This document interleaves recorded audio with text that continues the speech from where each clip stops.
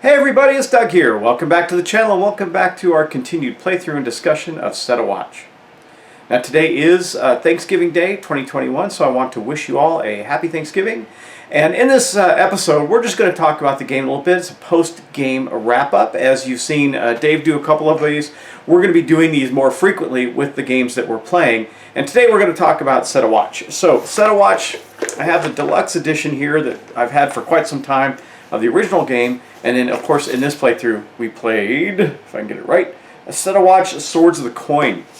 Now this game is meant to be played solo, I think, even though it can be played multiplayer. It's just a great solo game, though I will say it's rather challenging solo because you do have to play 4 full characters to do that.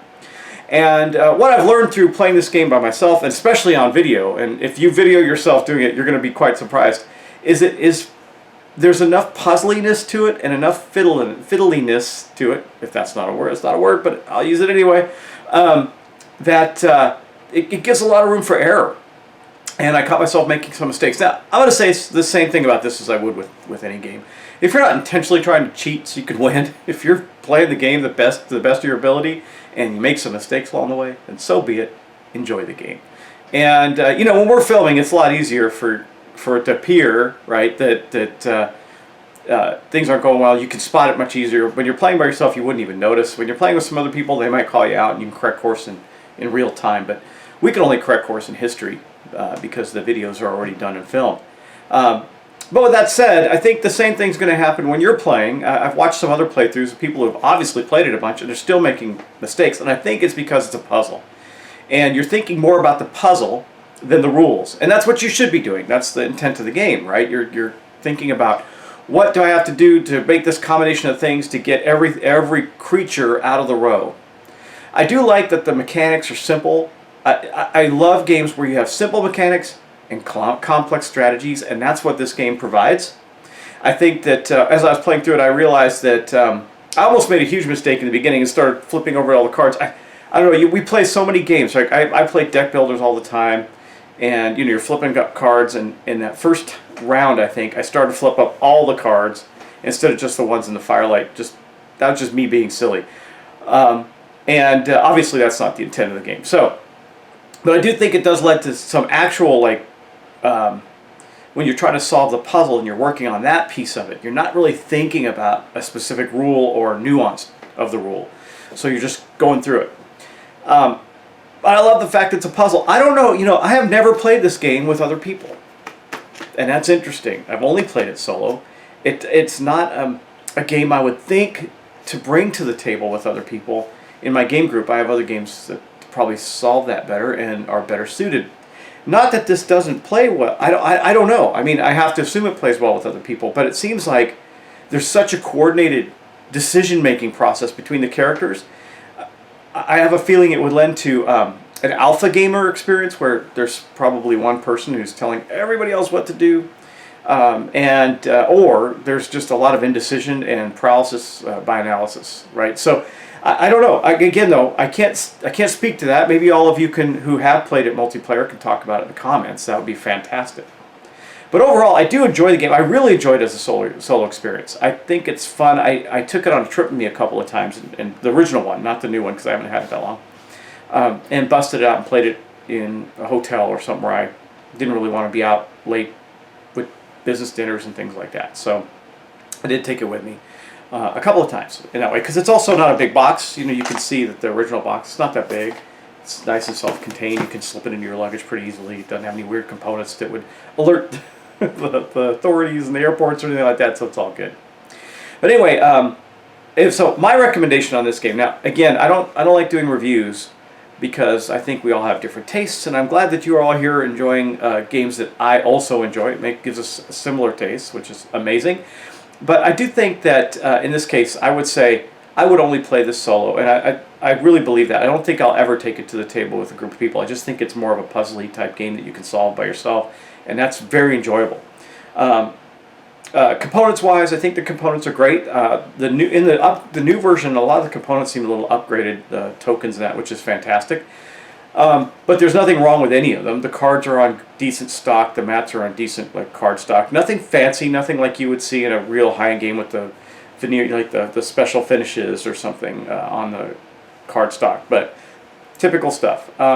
The whole magnetic game board mat is, I wouldn't say, at first I thought, it's just a novelty, you unfold the board, but actually it's functional. You don't need it. You can play without it, except for the fire dial. You need that. But you could play without, you could put the cards anywhere you want. However, I do think it works as a board as well, which makes it, again, a little bit of a novelty, but not really. It's functional, so it's good.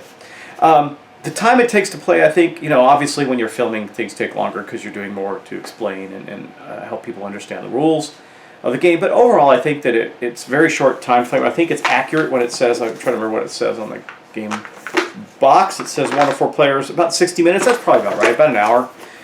Which is great if you're sitting there waiting for, people to get ready to go somewhere during a trip, or you just got some time to kill and you want to do some thinking.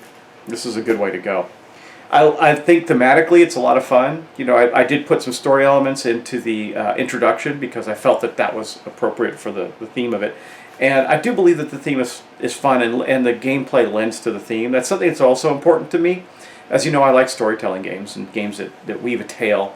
And while this doesn't weave a tale in the same way that, let's say, Descent would do or something like that, it does tell a story about these heroes trying to escape this terrible horde and the beasts that are falling up, the more powerful ones that are falling up to try and end the days of the heroes, so these heroes don't get the victory that they had earned against the big bad, right? I think that's pretty cool.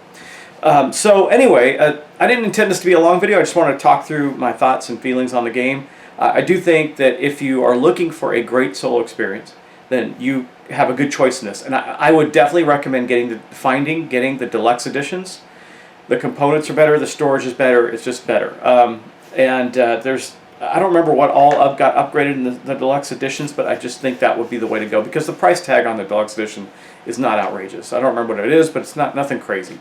So that's the way I would go with that. There are some expansions I did not include. There's a card expansion in I think I said this in the first episode, in the new set as well that I do have. I just didn't include it in the playthrough because it was my first playthrough, and I thought it would probably be better just to do the base game, right?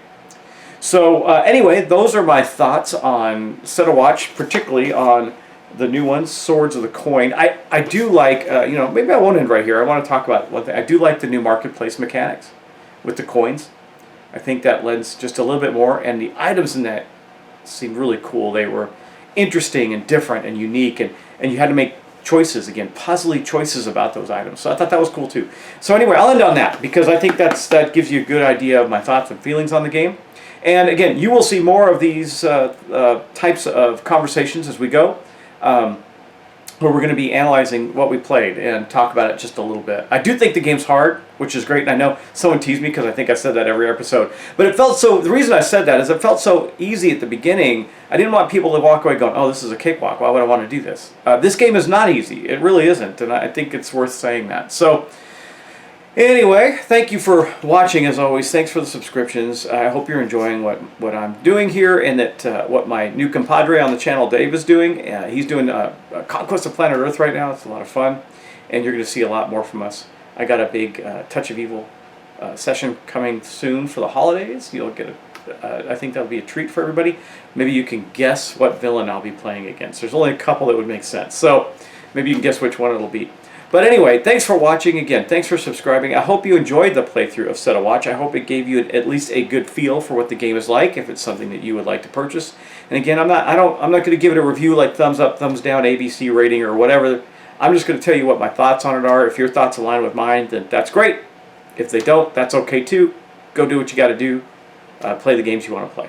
And again, ultimately, just enjoy them. If you're making a few errors, or you see us making some mistakes too, I think that some people like and enjoy telling us the corrections, and I'm all for it. I want to make sure that people understand the rules right, but there's a good reason why I don't say this is a rules video. It's a session, because I know that along the course of time I might make some mistakes in the rules, and I don't want people to take my sessions as a tutorial. If I was going to do a tutorial on the rules, I would do it very differently. I wouldn't do it as a playthrough, because doing a playthrough creates room for error. Anyway, thanks again. Have a wonderful Thanksgiving. I hope that you're enjoying time with friends and family today. I know I will be later. And I just wanted to say thank you for all your participation and enjoyment of the channel. And we'll see you in the next video. Take care and have a great one.